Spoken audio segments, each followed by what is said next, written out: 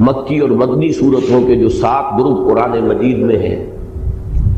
ان میں سے آخری اور 7واں گروپ شروع ہو رہا ہے۔ اس اعتبار سے چند باتیں مجھے آج پھر دہرانی ہوں گی۔ قرآن مجید میں صورتوں کی جو تقسیم ہے منزلوں کی شکل میں اور گروپوں کی صورت میں، اس کے بارے میں۔ قرآن مجید کی کل 114 صورتیں ہیں اور ان کی ایک تقسیم تو بہت قدیم ہے، دور صحابہ سے رضی اللہ تعالی عنہم ان کا ذکر ہمیں ملتا ہے، اور وہ ہے منزلیں تلاوت کے لیے، کہ ایک منزل روزانہ انسان تلاوت کر لے تو ایک ہفتے میں قرآن مجید ختم ہو جائے۔ اس میں یہ نہیں ہے کہ صفحے گن کر برابر برابر 7 حصوں میں تقسیم کیے گئے ہوں، بلکہ مکمل صورتیں ہیں، لیکن یہ کہ ایک بہت ہی ایک ترتیب اس میں قائم ہوئی ہے کہ سورہ فاتحہ کو اگر الگ کر لیا جائے کہ وہ پورے قرآن مجید کے لیے ایک نہایت جامع مقدمے کی حیثیت رکھتی ہے، تو اس کے بعد سے تقسیم یہ ہے کہ پہلی منزل میں 3 صورتیں ہیں، دوسری میں 5 ہیں، تیسری میں 7 ہیں، چوتھی میں 9 ہے، پھر 11 ہے، پھر 13 ہے۔ یوں سمجھئے کہ یہ بڑھتا چلا جا رہا ہے، سیڑھی جو ہے بڑے ہی ایک حساب سے بڑھ رہی ہے۔ البتہ حزب مفصل جو کہلاتا ہے آخری، اس میں 65 صورتیں ہیں، وہ بھی 15 کا ملٹیپل بنتا ہے 13 کا، 13 ضرب 5 65۔ اس کے اندر بھی ایک حسن ہے عددی اعتبار سے۔ ان میں مکی مدنی کی کوئی تقسیم نہیں ہے، بلکہ یہ ہے کہ اصل پیش نظر یہ ہے کہ تقریباً مساوی 7 حصے ہو جائیں۔ بالکل مساوی نہیں ہے، اس میں سے جو پہلا گروپ ہے، پہلی منزل 5.25 پارے کی ہے، بعض جو ہے وہ 4 پارے 4.25 پارے کے لگ بھگ ہے۔ آخری منزل جو ہے وہ سورہ قاف سے شروع ہوتی ہے، اور یہ آپ کے علم میں ہے کہ 26ویں پارے میں سورہ قاف ہے، 27 28 29 30 تقریباً 4.25 پارے اس کے بنیں گے، تو بالکل برابر نہیں ہے، البتہ تقریباً مساوی 7 حصے۔ یہ 7 منزلیں جو ہیں، اور ان کو 7 احزاب بھی کہتے ہیں، جیسا کہ میں عرض کر چکا ہوں یہ قدیم ہے، ان کا ذکر آپ کو دور صحابہ سے مل جائے۔ البتہ بازی قریب میں نظم قرآن کے ضمن میں جو خاص ایک غور و فکر مولانا حمید الدین فراہی رحمۃ اللہ علیہ سے جس کا آغاز ہوا، اور اس میں یقیناً کچھ پیش قدمی ہوئی ہے اور آگے بڑھے ہیں مولانا امین حسن اصلاحی، تو اگرچہ مولانا اصلاحی کی بہت سی تفسیری آراء سے بھی حد اختلاف ہے، خاص طور پر حد رجم کے بارے میں جو رائے انہوں نے ظاہر کی ہے اس کی بنا پر تو شدید صدمہ بھی ہے، اور محسوس ایسا ہوتا ہے کہ وہ کم سے کم اس معاملے میں منکرین حدیث اور منکرین سنت کی صف میں جا کر کھڑے ہو گئے۔ تاہم اس کے یہ معنی نہیں ہے کہ ان کی کوئی خدمت نہیں ہے اور تفسیر قرآن کے ضمن میں اور بالخصوص تدبر قرآن کے ضمن میں انہوں نے کوئی کام نہیں کیا ہے۔ تو مولانا فراہی نے جو نظم قرآن کا تصور پیش کیا اس سے ایک قدم آگے بڑھے ہیں مولانا اصلاحی، اور میرے علم میں نہیں ہے کہ ان سے پہلے کسی نے اس حقیقت کی نشاندہی کی ہو، واللہ اعلم، کہ جس طرح قرآن مجید کی یہ 7 منزلیں تلاوت کی ہیں، ایسے ہی 7 گروپ ہیں، اور یہ معنوی تقسیم ہے کہ ان میں سے ہر گروپ کا آغاز ہوتا ہے 1 یا 1 سے زائد مکی صورتوں سے، اور اختتام ہوتا ہے 1 یا 1 سے زائد مدنی صورتوں پر۔ تو مکیات مدنیات ایک گروپ، پھر مکیات پھر مدنیات دوسرا گروپ، پھر مکی پھر مدنی تیسرا گروپ، اور ان میں ظاہر بات ہے کہ ایک معنوی ربط قائم ہوتا ہے کہ ہر گروپ کا ایک مرکزی مضمون ہے، ایک اس کا عمود ہے۔ اسی مرکزی مضمون کا، جیسے آپ کہتے ہیں تصویر کے 2 رخ ہوتے ہیں، ایک رخ مکی صورتوں میں آئے گا اسی گروپ کے، اور دوسرا رخ جو ہے اسی گروپ کی مدنی صورتوں میں آئے گا، اور وہ مضمون گویا کہ اس عمود کی حد تک اس گروپ میں مکمل ہو جائے گا۔ اب میں زیادہ تفصیل میں اس وقت نہیں جا رہا ہوں،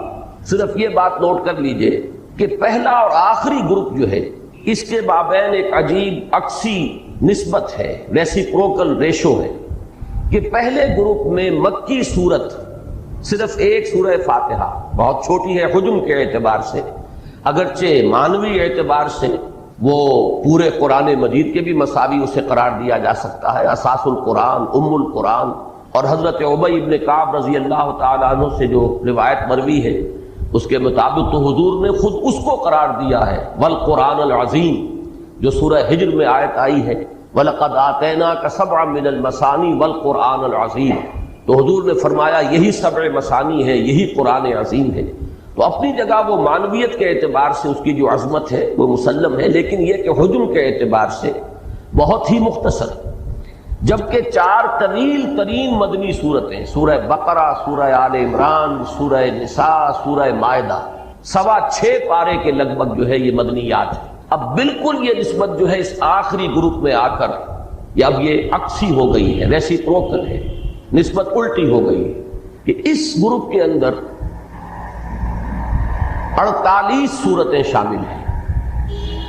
یہ نوٹ کر لیجئے کہ تلاوت کا جو آخری منزل والا معاملہ ہے، آخری منزل وہ سورہ قاف سے شروع ہو جاتی ہے۔ اس میں گروپ 2 ہے،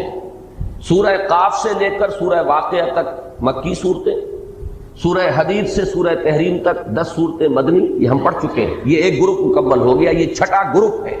اور 7واں گروپ یہاں سے شروع ہو رہا ہے سورہ ملک سے اور سورۃ الناس پر ختم ہوگا۔ یہ جو 48 صورتیں ہیں ان میں اکثر و بیشتر بلکہ تقریباً کل کی کل مکی صورتیں ہیں۔ یہاں آپ دیکھیں گے کہ اب مدنی صورتوں کی نسبت جو ہے وہ نہ ہونے کے برابر رہ گئی، اور بہت سی صورتوں کا معاملہ جو ہے اس میں جو مدنیات ہیں وہ مختلف فی ہیں۔ 5 صورتیں ہیں زیادہ سے زیادہ ان 48 میں سے جن کے بارے میں یہ کہا گیا ہے کہ وہ مدنی ہیں، جن میں سے متفق علیہ صرف ایک ہے اور وہ سورۃ النصر ہے، اذا جاء نصر اللہ والفتح۔ اس کے بارے میں تو اتفاق ہے کہ یہ مدنی صورت ہے۔ باقی 2 صورتیں اور ہیں، سورۃ البینہ اور سورۃ الزلزال، یہ ساتھ ساتھ ہیں، ان کے بارے میں بھی بعض مصاحف میں آپ کو یہ لکھا ہوا مل جائے گا کہ یہ مدنی صورتیں ہیں۔ اسی طریقے سے آخری 2 صورتیں معوذتین، ان کے بارے میں بھی یہ رائے ہے، لیکن میں نے دیکھا ہے کہ بہت سے حضرات ان کو بھی مکی صورتیں قرار دیتے ہیں۔ تو گویا کہ کل 5 صورتیں بنتی ہیں جن کے بارے میں یہ رائے ہے ان 48 میں سے کہ یہ مدنی ہیں۔ ان میں سے بھی 4 مختلف فی ہیں، متفق علیہ جو ہے وہ صرف ایک صورت بنتی ہے، وہ سورۃ النصر ہے۔ میری اپنی ایک رائے ہے اس کے ضمن میں، لیکن اول تو یہ کہ میں اس پر فی الحال جازم نہیں ہوں، جب اس مقام پر پہنچوں گا تو انشاءاللہ اپنی ایک رائے حتمی طور پر قائم کروں گا۔ مولانا اصلاحی صاحب کی چونکہ ذکر سے بات شروع ہوئی تھی تو یہ عرض کر دوں کہ ان کے نزدیک آخری 5 صورتیں مدنیات ہیں، سورۃ النصر، اس کے بعد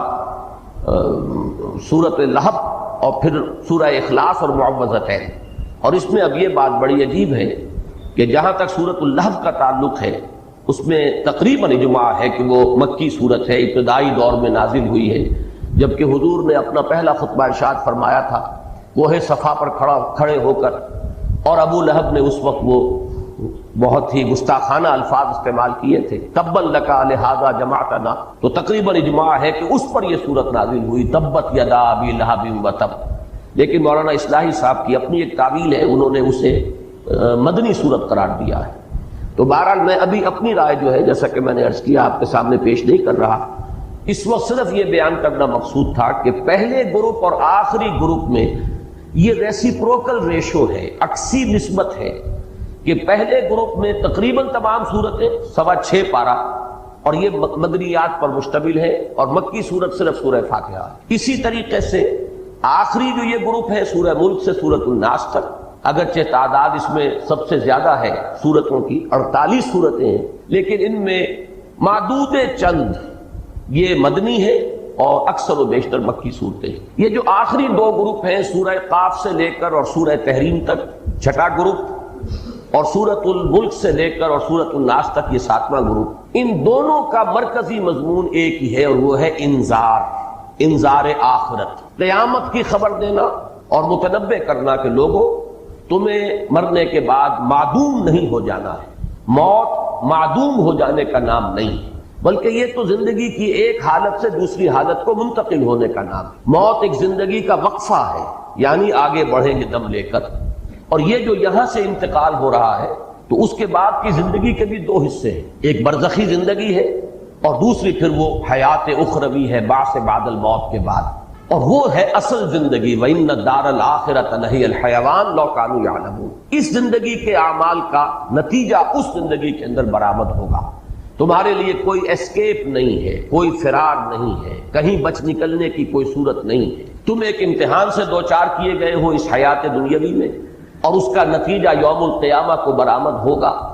اور لازماً جزا و سزا ہو کر رہے، جیسے کہ حضور کے ایک ابتدائی خطبے کے الفاظ میں نے بارہا آپ کو سنائے ہیں کہ واللہ لتموتن کما تنامون ثم لتبعثن کما تستيقظون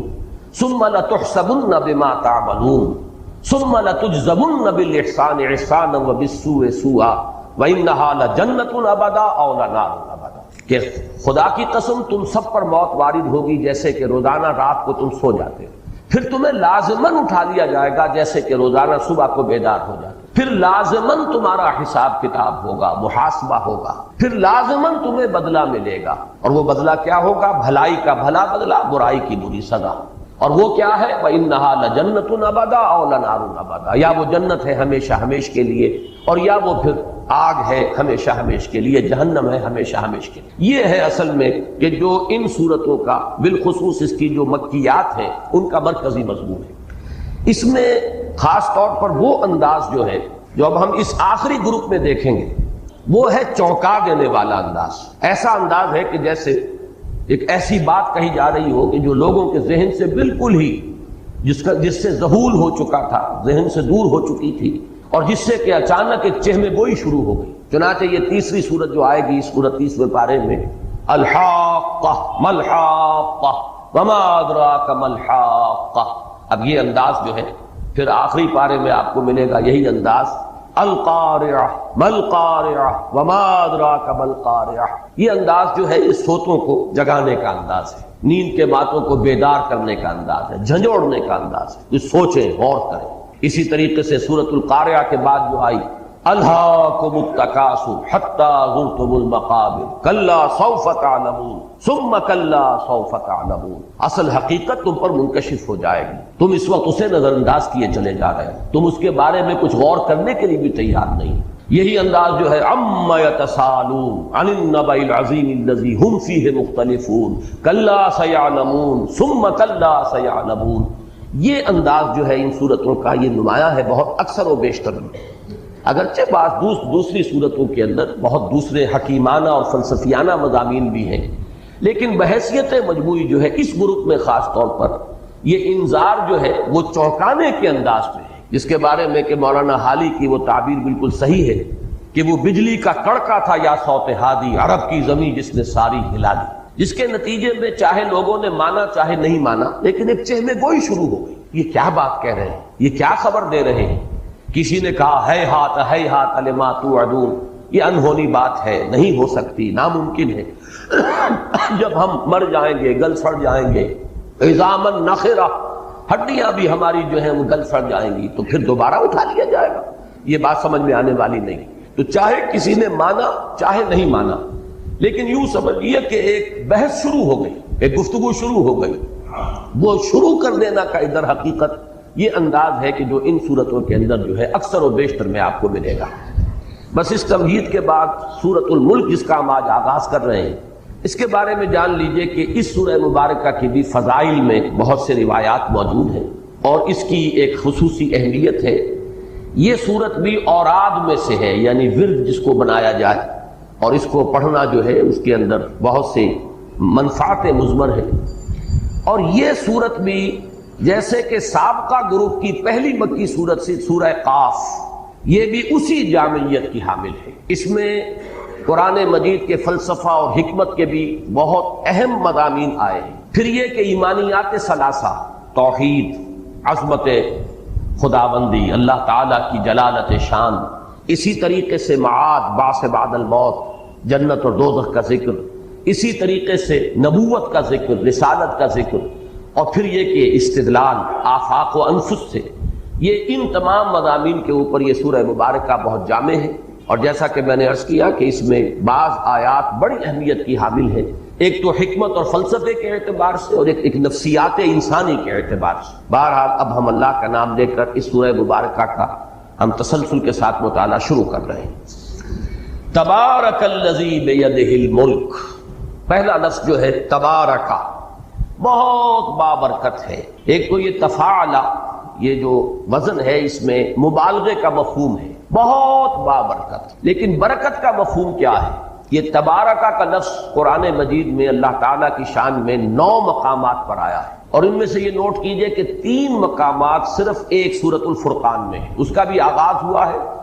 تبارک الذی نزل الفرقان علی عبدہ لیکون للعالمین نذیرا، پھر اس کے بعد ایک آیت آتی ہے تبارکہ سے، پھر یہ آخری رکوع شروع ہوتا ہے تبارکہ سے۔ تو تبارکہ کا مفہوم کیا ہے؟ اس کا جو مادہ ہے برکن، اس کو کہتے ہیں جو اونٹ کا سینہ ہے، اور جب اونٹ بیٹھتا ہے تو آپ نے دیکھا ہوگا کہ اس کا سینہ زمین پر ٹکتا ہے، اور اس جگہ پر بھی جیسے تو ایک کوہان ہے اس کے اوپر، لیکن وہاں بھی ایک ایسا پیڈ بنا ہوا ہوتا ہے بہت مضبوط، کہ جب وہ گویا کہ ٹک گیا تو اب اونٹ پورے طور پر زمین پر متمکن ہو گیا ہے اور وہ پورے اطمینان کے ساتھ بیٹھ گیا ہے۔ اسی سے مفہوم جو اس کا نکلا ہے وہ کسی چیز میں ثبوت اور ثبات اور کسی چیز کے اندر جماؤ کی کیفیت پیدا ہو جانا۔ مثلا ابترکوا فی الحرب، یہ جو مفردات امام راغب ہیں ان میں یہ مباحث آپ کو مل جائیں گے کہ عرب کہتے تھے ابترکوا فی الحرب، ابترکوا فی الحرب کے معنی ہے ثبتوا ولازموا موضع الحرب، جم گئے جنگ کے اندر اور وہ جنگ کی جگہ کو انہوں نے مضبوطی سے پکڑ لیا، میدان میں ان کے قدم جم گئے۔ یہ جماؤ اور ٹھہراؤ، اسی سے جب اللہ تعالیٰ کی شان میں یہ لفظ آتا ہے تو یہ ہے ثبوت الخیر الالہی، اللہ تعالیٰ کا جو فیض ہے، اللہ کے جو احسانات ہیں، اللہ کی طرف سے جو خیرات و حسنات ہیں اپنی مخلوق کے لیے، ان میں جماؤ پیدا ہو جانا، اور پھر اس میں مبالغے کی شان، یعنی اللہ تعالیٰ کی طرف سے فیض رسانی جو ہے اس کے اندر تسلسل، اس میں دوام، اس میں پائیداری پیدا ہو جانا، یہ ہے تبارکہ کا مفہوم۔ تبارک الذی بیدہ الملک، بہت بابرکت، بہت فیض رساں، بہت عظمت والی ہے وہ ہستی جس کے ہاتھ میں ہے پادشاہی۔ بیدہ ہی، اس کے ہاتھ میں ہے۔ اللہ تعالیٰ کے لیے یہ مختلف جو الفاظ آتے ہیں، ید ہے، چہرہ ہے، وجہ، ان تمام کے بارے میں جو ہمارا اہل سنت کا موقف ہے وہ یہ ہے کہ ان پر اجمالاً ایمان، باقی یہ کہ ظاہر بات ہے کہ ہم اس کو کسی تجسیم یا کسی جسم کے اوپر قیاس نہیں کر سکتے، اور اکثر و بیشتر اس سے مراد ہوگی یعنی استعارہ، کہ ید سے مراد ہے جیسے ہم کہتے ہیں قبضہ قدرت، کسی کے ہاتھ میں ہونا، یعنی اس کے اختیار میں ہونا، اس کے قبضے میں ہونا۔ بیدہ الملک، اسی کی قبضے میں ہے بادشاہ، اسی کا اختیار مطلق ہے ملک پر، بادشاہی پر۔ یہ لفظ ملک جو ہے اب اس پر بھی غور کیجئے کہ یہ جو صورتیں ابھی ہم پڑھ چکے ہیں، سورہ حدید، سورہ تغابن، اس میں بھی اللہ تعالیٰ کے لیے یہ لفظ جو ہے بتکرار و اعادہ آیا ہے۔ سورہ حدید کی ابتدائی 6 آیات آپ کو یاد ہوگا، ہم نے بہت تفصیل کے ساتھ ان کا مطالعہ کیا، اور ذات و صفات باری تعالیٰ کے ضمن میں میری ایک ذاتی رائے ہے جو میں نے بارہا عرض کی ہے کہ عظیم ترین اور جامع ترین مقام جو ہے وہ سورہ حدید کی پہلی 6 آیات پر مشتمل ہے۔ اس میں بھی 2 مرتبہ لہو ملک السماوات والارض، دوسری آیت میں لہو ملک السماوات والارض یحیی و یمیت وہو علی کل شیء قدیر، اور پھر اختتام پر آتا ہے لہو ملک السماوات والارض وإلی اللہ ترجع الامور۔ بلکہ ادھر سے بھی سمجھیے کہ یہ دوسری آیت ہے، اور وہ جو دوسری آیت آئی ہے وہ آخر سے لاسٹ بٹ 1 ہے، لیکن 6 آیتوں میں 2 مرتبہ اللہ تعالیٰ کے لیے اس شے کا اس بات کہ حکومت اور اختیار، اس کائنات کا کل اختیار، اس کی کل بادشاہی، ڈی فیکٹو بھی ڈی جیورے بھی اللہ تعالیٰ کے ہاتھ میں۔ اسی طریقے سے سورہ تغابن میں لہ الملک ولہ الحمد وہو علی کل شیء قدیر، اور اس ملک کے ساتھ علی کل شیء قدیر کی خصوصی مناسبت ہے۔ وہ بادشاہت کے جو جس میں کہیں عجز ہو، بادشاہ اگر کمزور ہو گیا ہو تو ظاہر بات ہے کہ بادشاہی میں خلل پیدا ہو جائے گا، پھر وہاں فساد رونما ہو جائے گا۔ تو اس کے ساتھ اللہ تعالیٰ کی قدرت تامہ اور قدرت کاملہ، لہ الملک ولہ الحمد وہو علی کل شیء قدیر۔ سورہ حدید میں بھی فرمایا لہ ملک السماوات والارض یحیی و یمیت وہو علی کل شیء قدیر۔ بالکل اسی کے ساتھ مناسبت اس آیہ مبارکہ کی ہے، تبارک الذی بیدہ الملک وہو علی کل شیء قدیر۔ بہت بابرکت، بڑی عظمت والی، بہت فیض رساں ہے وہ ہستی جس کے قبضے میں ہے کل بادشاہی اور وہ ہر شے پر قادر، کوئی شے اس کی قدرت سے باہر نہیں۔ یہ بات میں عرض کر چکا ہوں بارہا، اس وقت میں صرف اجمالاً ہی اس کی طرف اشارہ کر سکتا ہوں کہ اللہ تعالیٰ کی معرفت کو اگر ہم دو حصوں میں تقسیم کریں تو ایک معرفت ذات ہے، ایک معرفت صفات ہے۔ معرفت ذات ہمارے دائرے سے خارج ہے، وراء الورا ثم وراء الورا ثم وراء الورا، اس کے بارے میں ہم کوئی تصور کر ہی نہیں سکتے۔ ہماری قوت فکریہ، قوت متخیلہ، قوت متصورہ، یہ سب کی سب جو ہے وہ عاجز ہے۔ اے برو از وہم و قیل و قال من، بات ختم ہوتی ہے۔ سارا اب ہمارا جو ہے انحصار وہ ہے اللہ تعالیٰ کے اسماء و صفات کی معرفت۔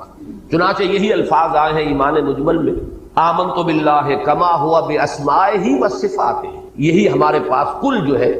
ہماری رسائی ہو سکتی ہے تو اللہ تعالیٰ کی صفات اور اسماء۔ اب ان صفات اور اسماء میں سے دو صفات ہیں اہم ترین جس کا قرآن مجید میں نہایت کثرت کے ساتھ ذکر ہوا ہے، قدرت اور علم۔ اور اکثر و بیشتر جہاں اللہ تعالیٰ کی ذات و صفات کا بیان ہوا ہے، ابتدا میں صفت قدرت کا ذکر اور اختتام پر صفت علم کا ذکر۔ سورہ حدید کا چونکہ میں نے ابھی حوالہ دیا ہے، ان 6 آیات میں بھی دیکھیے کہ ابتدا میں پہلی آیت میں وَهُوَ عَلَىٰ كُلِّ شَيْءٍ قَدِيرٌ، اور اس کے بعد اختتام کیا ہوتا ہے؟ وَهُوَ عَلِيمٌ بِذَاتِ الصُّدُورِ، وہ سینوں کے اندر جو راز مخفی ہیں اور دفن ہیں، جو ارادے اور نیتیں ہیں، ان سب کا بھی جاننے والا ہے۔ اسی طریقے سے سورہ تغابن میں شروع میں فرمایا یسبح للہ ما فی السماوات و ما فی الارض لہ الملک و لہ الحمد وہو علی کل شیء قدیر، اور چوتھی آیت کل کی کل مشتمل ہے اللہ تعالیٰ کی صفت علم پر، یعلم ما فی السماوات والارض ویعلم ما تسرون وما تعلنون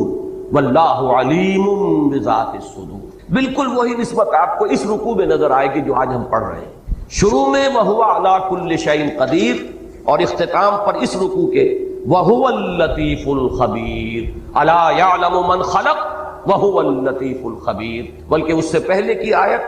وَأَسِرُّوا قَوْلَكُمْ أَوِ اجْهَرُوا بِهِ إِنَّهُ عَلِيمٌ بِذَاتِ الصُّدُورِ۔ تو یہ نسبت وہی ہے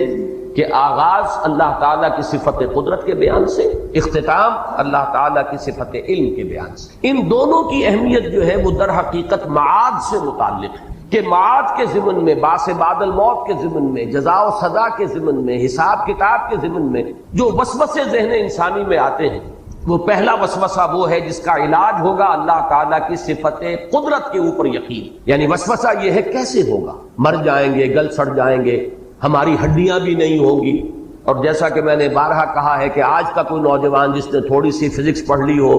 کیمسٹری پڑھ لی ہو، وہ کہے گا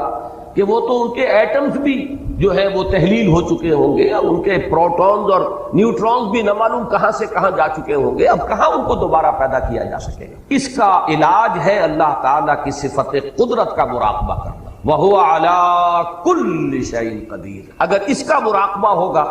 تو یہ وسوسہ ختم ہو جائے گا، اس کی بنیاد، اس کی جڑ کٹ جائے گی۔ اسی طریقے سے دوسرا وسوسہ یہ آتا ہے کہاں اللہ کے علم میں یہ ساری ڈیٹیلز ہوں گی، ایک انسان پوری عمر میں جو عمل کرتا ہے، ایک دن میں کیا کیا اس کے اعمال ہیں، کیا کیا خیالات اس کے ذہن میں آ رہے ہیں،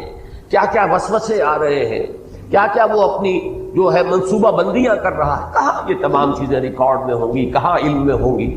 اب اس کا جواب ہے اللہ تعالیٰ کی صفت علم، یعلم ما فی السماوات والارض ویعلم ما تسرون وما تعلنون واللہ علیم بذات الصدور۔ جیسے کہ سورہ لقمان میں بھی فرمایا، حضرت لقمان کی جو نصیحت تھی اپنے بیٹے کو کہ یا بنی انہا ان تک مثقال حبۃ من خردل فتکن فی صخرۃ او فی السماوات او فی الارض یأتی بها اللہ ان اللہ لطیف خبیر۔ تو اللہ تعالیٰ نہایت باریک بین ہے، باخبر ہے، کوئی شے اس کے علم سے باہر نہیں ہے، ہر شے اس کے علم میں ہے۔ جیسے ایک جگہ فرمایا ولا رطب ولا یابس، نہ کوئی تر ہے شے نہ کوئی خشک ہے مگر اس کے علم میں ہے، یہاں تک کہ کوئی پتا درخت سے نہیں گرتا، کوئی ظلمات البر والبحر کے اندر کوئی شے نہیں ہے کہ جو گرتی ہو یا حرکت کرتی ہو مگر اس کے علم میں ہے۔ تو یہ سارا ایمفیسس جو ہے اللہ تعالیٰ کی صفت علم پر، اس کا بھی براہ راست تعلق معاد کے ساتھ ہے۔ یہی وجہ ہے کہ اس سورہ مبارکہ کے بھی آغاز میں اللہ تعالیٰ کی صفت قدرت کا ذکر ہے، اور اس رکوع کا اختتام پھر اللہ تعالیٰ کی صفت علم پر ہوگا۔ تبارک الذی بیدہ الملک وہو علی کل شیء قدیر الذی خلق الموت والحیات لیبلوکم ایکم احسن عملا۔ میں نے تمہید میں جو 2 مرتبہ الفاظ کہے کہ اس سورہ مبارکہ میں فلسفہ اور حکمت قرآنی کے بہت اہم بعض مضامین ہیں، تو یہ دوسری آیت جو ہے یہ در حقیقت فلسفے سے اور حکمت قرآنی سے بہت گہری نسبت رکھنے والی ہے، اس لیے کہ زندگی کا معال کیا ہے، یہ زندگی کی حقیقت کیا ہے، پہلی بات یہ ہے زندگی کا آغاز و اختتام کیا ہے،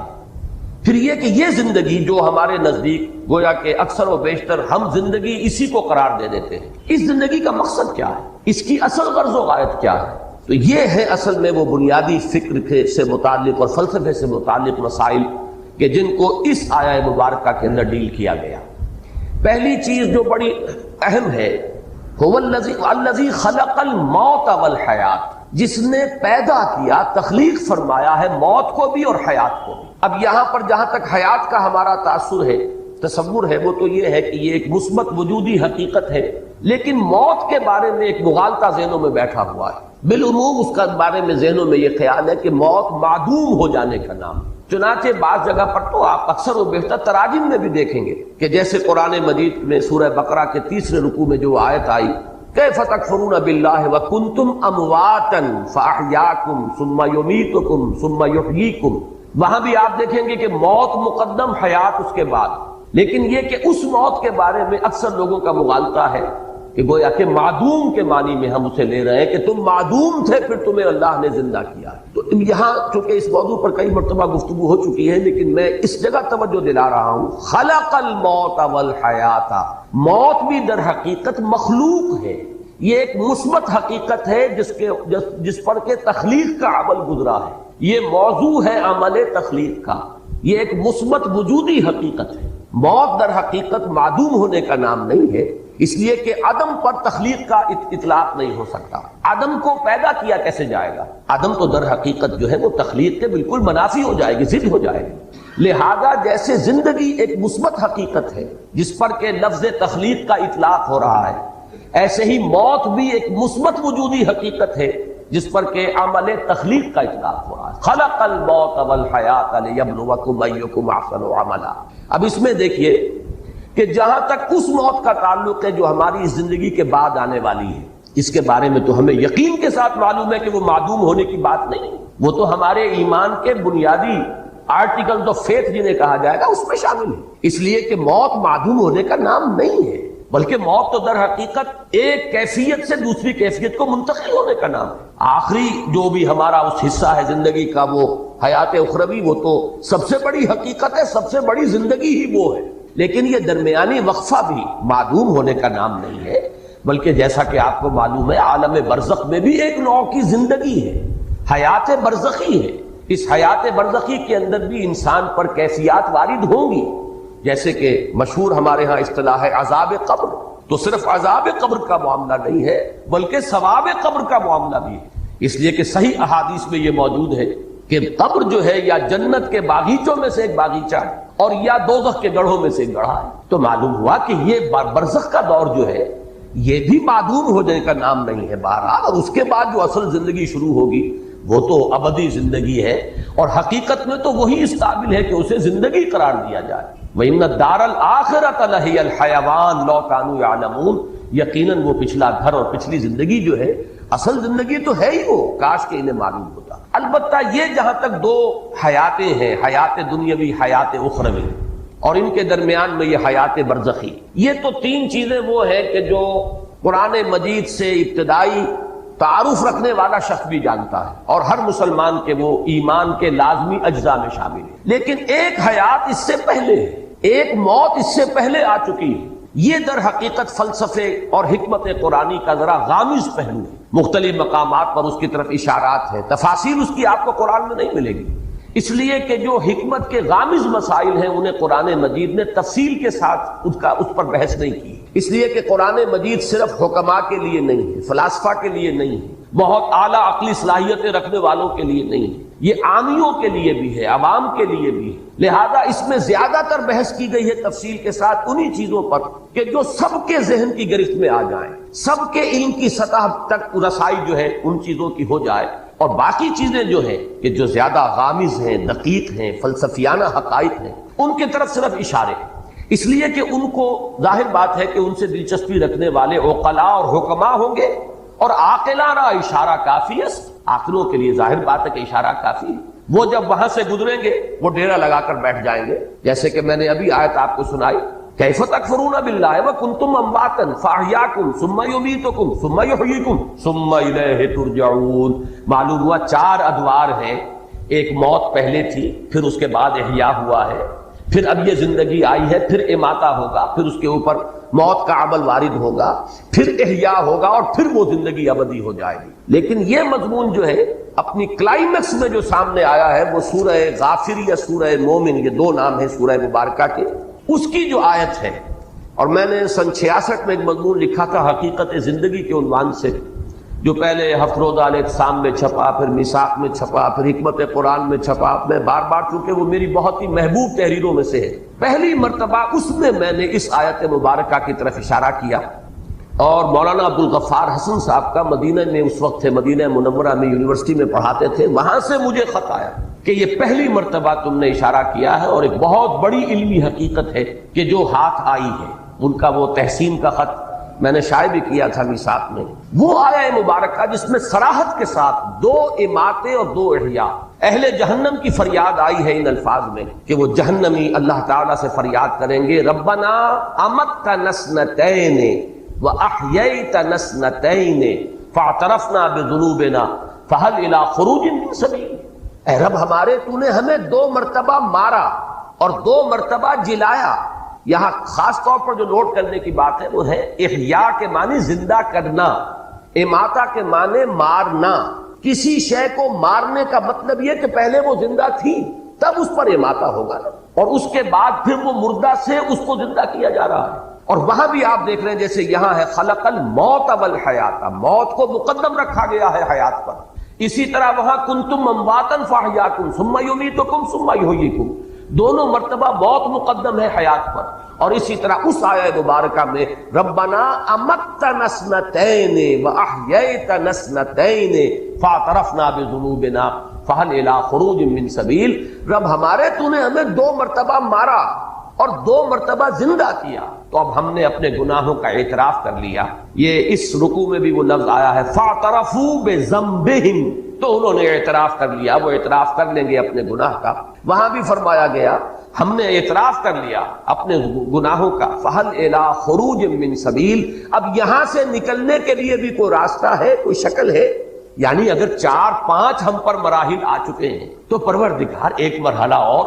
یعنی جب اس طریقے سے 2 مرتبہ اماتہ ہو چکا، 2 مرتبہ احیاء ہو چکا، تو پھر یہ کہ کوئی ایک اور شکل ہو جائے، کوئی اور مہلت مل جائے، گویا کہ دلیل کے طور پر فہل الی خروج من سبیل کی جو استدعا ہے اس کی دلیل کے طور پر یہ لایا گیا، تو نے 2 مرتبہ ہمیں مارا، 2 مرتبہ جلایا، تو اب ایک مرتبہ اور ہمیں موقع عنایت ہو جائے۔ اب میں نے ابھی ایک لفظ کہا تھا، شاید آپ چونکے ہوں، کہ در حقیقت یہ 4 نہیں 5 ادوار ہیں، اس لیے کہ پہلے اماتے سے پہلے ایک زندگی ہے، تبھی تو اماتہ ہوگا۔ تو حیات اولا، پھر اماتہ اولا ہوا ہے، پہلی موت ہوئی ہے، پھر احیاء اولا، یہ دوسری زندگی ہوئی، پھر اماتہ ثانیہ، دوسری مرتبہ کا زندہ موت کا وارد کیا جانا، اس کے بعد احیاء ثانی ہوگا، دوسری مرتبہ کا زندہ کیا جانا، اور اس کے بعد زندگی۔ گویا کہ 3 زندگیوں کے مابین 2 موتیں حائل ہیں۔ اب نوٹ کر لیجئے اس کو، بات ثابت یہ ہوا 3 زندگیوں کے مابین وقفے ہیں 2 موتوں کے، پہلی زندگی پھر موت، پھر زندگی پھر موت، پھر زندگی۔ اب اس کو نوٹ کیجئے، میں نے پہلے بھی عرض کیا ہے لیکن بعض حضرات آج یہاں نئے ہیں۔ پہلی ہماری تخلیق ہوئی عالم ارواح میں، اس کے لیے لفظ تخلیق بھی مناسب نہیں ہے، ایجاد یا ابداع، اس لیے کہ حجت اللہ البالغہ جو بڑی مشہور معروف اور بڑی مارکت الآراء تصنیف ہے امام الہند شاہ ولی اللہ دہلوی رحمۃ اللہ علیہ کی، اس کا ابتدائی حصہ جو ہے وہ ان کے فلسفے پر مشتمل ہے، اور پہلا باب جو ہے اس میں افعال الہی اللہ تعالیٰ کے 3 بنیادی افعال پر بحث کی گئی۔ اللہ کے 3 کام بنیادی ہیں۔ پہلا کیا ہے؟ ابداع، یعنی عدم محض سے وجود بخشنا، یہ ابداع ہے۔ دوسرا ہے خلق، خلق یہ ہے کہ کسی شے سے کوئی شے بنا دینا، یہ خلق ہے۔ اور تیسرے تدبیر، یدبر الامر من السماء الی الارض، اللہ تعالیٰ کے تمام افعال جو ہیں وہ ان 3 کیٹیگریز کے اندر فال کریں گے۔ 3 بڑی بڑی کیٹیگریز ہیں کہ اللہ کے تمام افعال وہ ان کے منقسم ہو جائیں گے۔ ابداع، عدم محض سے وجود بخشنا، اسی لیے میں نے کہا کہ اس کو ایجاد کہا جائے یا ابداع کہا جائے یہ صحیح لفظ ہوگا، خلق نہیں، اس لیے کہ خلق کے لفظ کا اطلاق ہوتا ہے کسی شے سے کوئی شے بنانا۔ آپ نے پڑھا ہے خلق الانسان من صلصال کالفخار، پیدا کیا انسان کو، بنایا انسان کو مٹی سے، کھنکتی ہوئی مٹی، سوکھی ہوئی، سوکھا گارا جو سوکھ کر کھنکنے لگا۔ وخلق الجان من مارج من نار، اور جنات کو پیدا فرمایا اس نے آگ کی لپٹ سے۔ وخلقنا من الماء كل شيء حي، ہم نے پانی سے بنائی ہے ہر شے جو زندہ ہے۔ معلوم ہوا خلق کے ساتھ جو ہے کوئی شے موجود ہوگی کہ کس شے سے بنائی گئی۔ البتہ پہلا مرحلہ جو ہے ایجاد و ابداع وہ ہے کہ جس میں اس سے پہلے کوئی شے نہیں تھی، عدم محض سے، انگریزی میں جسے کہتے ہیں کریشن ایکس نہیلو، عدم محض سے کریٹ کرنا، یہ ہے ایجاد و ابداع۔ پھر ایک شے سے دوسری شے، دوسری سے تیسری، پھر امتزاج ان کو جوڑ کر بنانا، ایک کی شکل بدل دینا، یہ ہے خلق۔ اور انہی کے مابین پھر اللہ تعالیٰ کے احکام، اس کے اوامر، یہ جو ہے ان کی تنفیذ ہوتی ہے، یہ ہے تدبیر۔ تو یہ 3 بنیادی افعال ہیں۔ میں نے اس کا ذکر اس لیے کیا کہ پہلی زندگی جو ہے اس کے لیے لفظ خلق موضوع نہیں ہے، وہ ہماری تخلیق اول جو ہے، وہ جو تخلیق اول ہے ہماری، وہ عالم ارواح میں ہوئی، اور اس کے لیے ایجاد و ابداع کا لفظ مناسب ہوگا۔ اس کے بعد پہلی زندگی تھی جس میں کہ وہ ہم نے عہد کیا تھا الست بربکم قالوا بلا، ظاہر بات ہے زندگی تھی، نہ صرف زندگی تھی، پورا شعور ذات موجود تھا، ہم نے معاہدہ کیا اللہ کے ساتھ۔ تو جب تک کہ سیلف کانشسنس نہ ہو، شعور ذات نہ ہو، معاہدے کی کوئی حیثیت ہی نہیں۔ ہمیشہ آپ دیکھیں گے جب معاہدہ کیا جاتا ہے، اقرار کیا جاتا ہے، بقائنی ہوش و حواس میں یہ وعدہ کرتا ہوں یا معاہدہ کر رہا ہوں، تو گویا کہ اپنی ذات کا پورا شعور ہونا لازم ہے۔ ہم اس شعور ذات کے ساتھ زندہ تھے، اگرچہ جسموں کے ساتھ نہیں تھے، صرف ارواح کی شکل میں تھے۔ الارواح جنود مجندہ، وہ لشکروں کی صورت میں وہ تمام ارواح تھی جو اللہ کے حضور میں حاضر تھی، اور پوچھا گیا الست بربکم قالوا بلا۔ اب یہ پہلی حیات ہے، اس پر پہلا اماتہ طاری ہوا، پہلی مرتبہ مارا گیا، یعنی سلا دیا گیا، ان ارواح کو کسی کولڈ سٹوریج کے اندر رکھ دیا گیا۔ یہ ہے موت کا وہ پہلا مرحلہ جو اس زندگی میں آنے سے قبل ہم گزار آئے۔ اس کے بعد اب ہو رہا ہے احیاء اولا، وہ اس زندگی میں، اس عالم جو عنصری ہے اس کے اندر جب وہ رحم مادر میں ایک جسم تیار ہوا ہے تو وہ روح کو لا کر اس کولڈ سٹوریج سے، وہ جو روح معین ہے اس شخص کی، اس کو لا کر شامل کیا گیا، اور یہ گویا کہ احیاء اولا ہوا۔ اس کے بعد یہ زندگی دوسری آ گئی۔ در حقیقت یہ جسے ہم پہلی زندگی کہتے ہیں، یہ زندگی دوسری ہے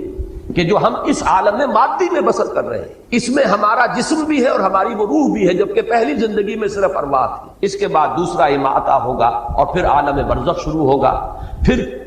دوسرا احیاء ہوگا، اور پھر ہماری آخری زندگی ہوگی، اخروی زندگی، اور وہ پھر ہمیشہ کے لیے ہے، ابدی۔ یہ ہے در حقیقت حیات انسانی کے مختلف انواع۔ اب اس میں ذرا ایک بات میں اور ہمت اور جرأت کر کے عرض کر رہا ہوں، اس سے یہ تو ثابت ہوا ہے ہمارے ایمان کا جزو لازم کہ ہم ابدی ہیں، ہمیں کبھی ختم نہیں ہونا، اس لیے کہ اصل زندگی آخرت کی زندگی ہے، اور وہ ابدی ہے، جنت میں ہو چاہے وہ جہنم میں ہو، وہ ابدی زندگی ہے۔ تو معلوم یہ ہوا کہ ہم ابدی ہیں۔ البتہ اسی کا ایک اور غامض پہلو یہ ہے کہ ہم ازلی بھی ہیں، ہمیشہ سے۔ اب یہ ذرا بات آپ کو چونکانے کے لیے میں کہہ رہا ہوں، اس لیے کہ ہم علم خداوندی میں ہمیشہ سے ہیں۔ میرا جو بھی وجود ہے، میرا تشخص جو اس وقت ہے، علم خداوندی میں تو ہمیشہ سے ہے۔ اللہ کا علم جو ہے وہ حادث نہیں ہے، اللہ کا علم اس کی ذات کے ساتھ، جیسے کہ اس کی ذات قدیم ہے، اس کا علم بھی قدیم ہے۔ کوئی شے جس کا وجود اس عالم میں کبھی ہونا ہوگا وہ علم خداوندی میں ازل سے موجود ہے، جس کو کہ ہمارے صوفیہ اور ہمارے متکلمین کہتے ہیں صور علمیہ۔ علم خداوندی میں یہ تمام صورتیں پہلے سے موجود ہیں۔ تو ہماری ایک پوٹینشل ایگزسٹنس جو ہے، پوٹینشل ہے، یہ بالقوہ وجود تھا ہمارا علم خداوندی میں، اور وہ ہمیشہ سے تھا۔ اس کے بعد ہمارا پہلا وجود عالم ارواح میں ہوا ہے، وہ ہمارا وجود خارجی ہے، اور اس کے بعد پھر ہمارا یہ وجود ہے جو مادی زندگی کے ساتھ ہو رہا ہے، مادی جسد کے ساتھ ہو رہا ہے، پھر ہمارا ایک اور وجود ہوگا، وہ ابدی ہے۔ اب یہ ہے وہ چیزیں جن کے بارے میں نے عرض کیا کہ یہ وہ حقائق ہیں کہ جن میں سے حیات دنیاوی تو ہمارے سامنے کی شے ہے، ہمارے تجربے کی شے ہے، حیات اخروی وہ ہے جس کا جاننا لازم ہے اگر اس زندگی کو درست بسر کرنا ہے، لہذا ان پر تو تفصیل سے گفتگو ہوئی ہے، پوری بحث ہے، پوری شرح و بسط کے ساتھ ہے، لیکن یہ ابتدائی مراحل جو ہے یہ خالص علمی باتیں ہیں، یہ ایک حکمت کے وہ غامض مضامین ہیں کہ جن کو قرآن مجید نے بہت ہی اشارے صرف کر دیے ہیں، اس کے علاوہ یہ کہ ان پر تفصیلی بحث نہیں کی ہے، اور خود اس کا جو سبب ہے وہ میں بیان کر چکا ہوں، اس لیے کہ یہ حکمت و فلسفہ کے جو غامض مضامین ہیں ان کا تعلق ہے حکما سے، اور عاقلہ را اشارہ کافی سے۔ اب جو میں نے یہ اس قدر طویل جو زندگی ہے انسان کی، اس کے لیے میں نے وہ لفظ ازلی بھی استعمال کر دیا کہ پوٹینشل ایگزسٹنس ہماری جو ہے وہ تو جب اللہ تعالیٰ کے علم میں ہم ہمیشہ سے موجود تھے۔ ایک تو یہ کہ علامہ اقبال کی جو نظم ہے زندگی کے عنوان سے بانگ درا میں، اس میں دو شعر آج کے ہمارے اس درس کے اعتبار سے انتہائی اہم ہے، بلکہ اسی آیت کے اعتبار سے اہم ہے۔ پہلا شعر، تو اسے پیمانہ امروز و فرداں سے نہ ناپ، جاوداں پہ ہم دواں ہر دم جواں ہے زندگی۔ واقعہ یہ ہے کہ جو ان الفاظ کے اندر جو شوکت ہے، یہ اس آیہ مبارکہ کے پہلے حصے کی صحیح ترین تعبیر ہے۔ کیا تم سال گنتے ہو 60 سال، 70 سال، 80 سال؟ کیا یہ زندگی ہے؟ یہ تو تمہارے ذہن کی بڑی تنگی ہے۔ بلکہ میں نے وہ حقیقت زندگی کا اپنا مضمون شروع یہاں سے کیا کہ یہ لوگ کہ جو صرف تجربہ اور شہود کے اوپر ایمان رکھنے والے ہیں، وہ تو زندگی سمجھتے ہیں بس پیدائش سے موت تک کا وقفہ، لیکن کیا یہ 30 40 50 60 سال، 70 سال، 80 سال، ان میں بھی پہلا حصہ گزر جاتا ہے جس میں شعور ہی نہیں، اور پھر بڑھاپا آ گیا تو کہ لا یعلم بعد علم شیئا، پھر کچھ شعور نہیں رہتا، بیچ کے 30 40 سال بمشکل ہے کہ جو شعور کے ہیں۔ تو کیا یہ کل ہماری حقیقت یہی ہے؟ اشرف المخلوقات جس کے بارے میں اللہ یہ فرمائے خلقتہ بیدی، میں نے اسے اپنے دونوں ہاتھوں سے بنایا، وَلَقَدْ كَرَّمْنَا بَنِي آدَمَ وَحَمَلْنَاهُمْ فِي الْبَرِّ وَالْبَحْرِ وَرَزَقْنَاهُمْ مِنَ الطَّيِّبَاتِ وَفَضَّلْنَاهُمْ عَلَى كَثِيرٍ مِّمَّنْ خَلَقْنَا تَفْضِيلًا، جس کی شان اس طریقے سے بیان کی جا رہی ہو، کیا اس کی حقیقت بس یہی ہوگی؟ اور اس میں بھی یہ کہ عمر دراز مانگ کے لائے تھے، 4 دن 2 آرزو میں کٹ گئے، 2 انتظار میں۔ واقعہ یہ ہے کہ اگر 70 برس کی زندگی بھی ہو تو 40 برس تو گزر جاتے ہیں، بے شعوری کے شروع کا اور آخر کا حصہ دونوں شامل کر لیجئے تو بیچ میں کیا ہے، وہ 2 دن کی زندگی رہ جائے گی کہ جس میں شعور ہے، حرکت ہے، ارادے ہیں، عزائم ہیں، امنگیں ہیں، آپ کچھ بناتے ہیں، بگاڑتے ہیں، کچھ کوئی چیز جو ہے وہ آپ کی زندگی کا جو اصل کہنا پروڈکٹیو پیریڈ ہے وہ تو وہی۔ تو زندگی یہ نہیں ہے،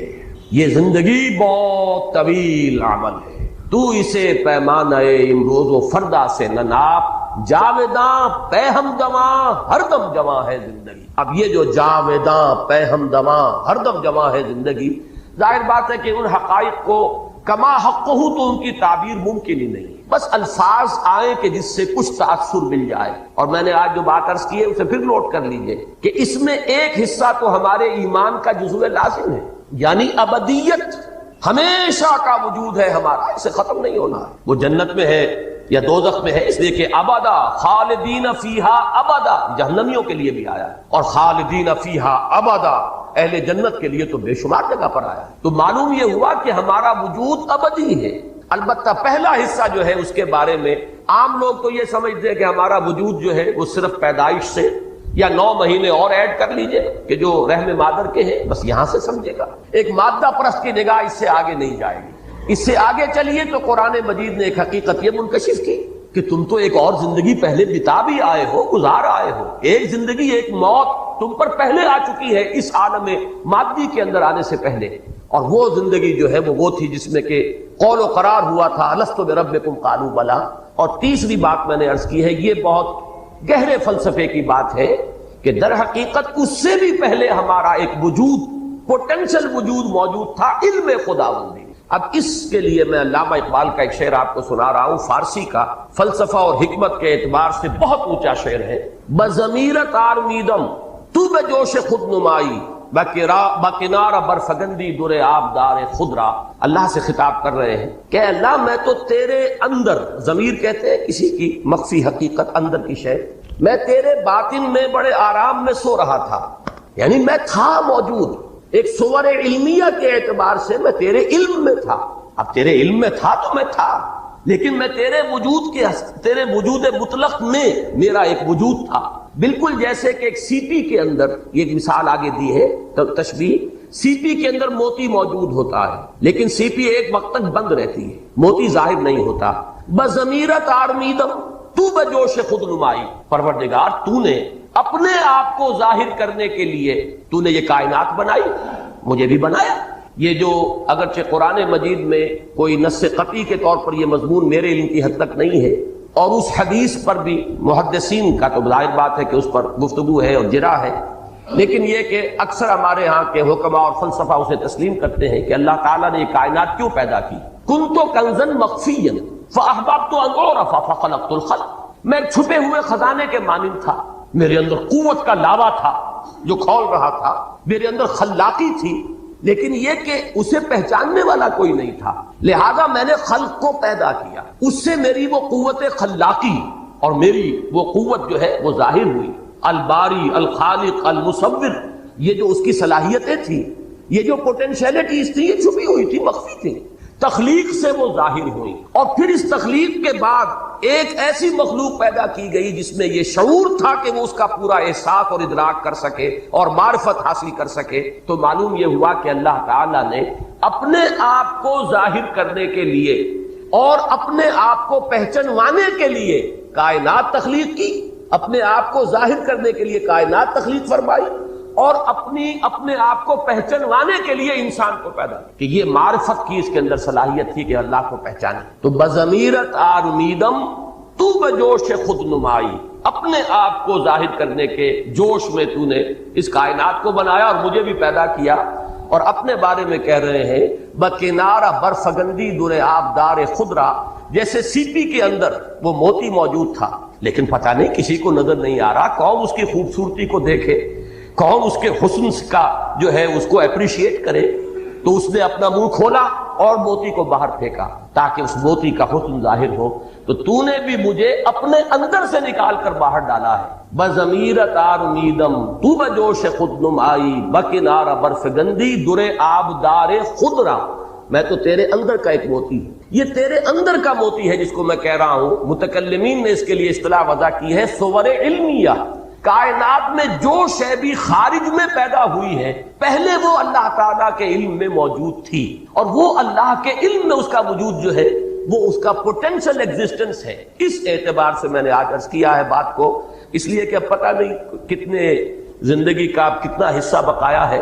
میں اس حصے کے درس کے دوران چاہتا ہوں کہ وہ چیزیں کہ جن پر میں نے تاحال جان بوجھ کر گفتگو نہیں کی ہے، میں چاہتا ہوں کہ اب ان کے بارے میں جس چیز کے بارے میں میری ایک رائے بنی ہے اور جو بھی میں نے مختلف جو گوشے ہیں ان سے حاصل کیا ہے وہ میں آپ کے سامنے رکھوں۔ اگرچہ مجھے اندیشہ ہے کہ چونکہ جس قسم کا یہ اجتماع ہوتا ہے اس میں بالکل نئے لوگ بھی ہوتے ہیں، ہمارے نوجوان طلبہ بھی ہوتے ہیں، اور اس قسم کے مضامین جو ہے ان کے اندر خطرہ ہوتا ہے کہ کچھ لوگ جو ہیں جن کی فہم کی سطح سے وہ بہت بالا تر ہوں، ان کے لیے وہ فتنہ نہ بن جائے۔ لیکن یہ کہ اب اور میرے پاس میں نہیں کہہ سکتا کہ کوئی موقع ہوگا کہ نہیں ہوگا کہ میں ان حقائق پر بھی گفتگو کر سکوں، اس لیے میں نے آج اس قدر تفصیل سے بات کی۔